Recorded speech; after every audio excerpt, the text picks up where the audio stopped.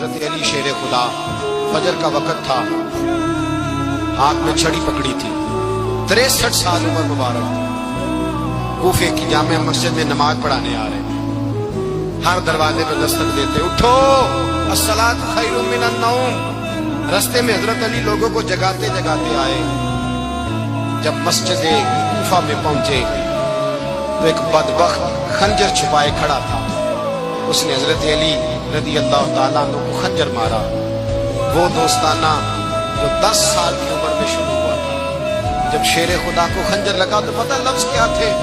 فزت برب الکعبہ، لوگوں رب کعبہ کی قسم میں کامیاب ہو گیا، میری زندگی دین کے کام آ گئی، میں کامیاب ہو گیا۔ حضرت علی کی داڑھی ساری لہو سے بھر گئی۔ حضرت شیر خدا فرمایا کرتے تھے، ایک دفعہ میں بڑا بیمار ہوا، میرے سے اٹھ کے کھڑا نہیں ہوا جاتا تھا، حضور تیمارداری کرنے آئے، میں نے کہا یا رسول اللہ پتہ نہیں بچوں گا کہ نہیں؟ حضور نے فرمایا علی نہیں، تو اس وقت دنیا سے جائے گا جب تیری داڑھی لہو سے رنگین ہو جائے گی۔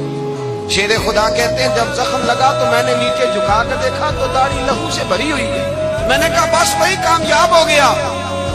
جامع مسجد کوفہ میں مولا علی نے سر سجدے میں رکھا، اور اسلام کی تاریخ کا وہ شخص جس شخص نے اپنی بچپن سے لے کر جوانی، جوانی سے لے کر بڑھاپا، اور جاتے جاتے امام حسن اور حسین کو قریب بلایا اور وصیت کر گئے، بیٹا جینا اسی کا ہے جو دین کے لیے جیے، بیٹا مرنا اسی کا ہے جو دین کے لیے مرے، جس دھج سے کوئی مقتل میں گیا وہ شان سلامت رہتی ہے، یہ جان تو آنی جانی ہے، اس جان کی کوئی بات نہیں۔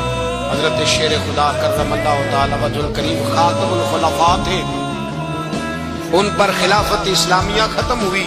حضرت علی رضی اللہ تعالیٰ عنہ جس دن وصال ہوا، آپ کے بیٹے کہتے ہیں اس رات مولا علی نے خزانے کا مال سارا ایک رات والے تقسیم کیا، اور پھر جس جگہ مال خزانہ ہوتا تھا وہاں 2 نفل پڑھ کے کہا اے اللہ میں نے تیرے بندوں کی امانت تیرے بندوں تک پہنچا دی۔ زندگی دین کے نام کر کے وہ شیر رخصت ہوئے۔ 21 رمضان المبارک کی شام ڈھلی تو حضرت علی المرتضیٰ شیر خدا رخصت ہوئے۔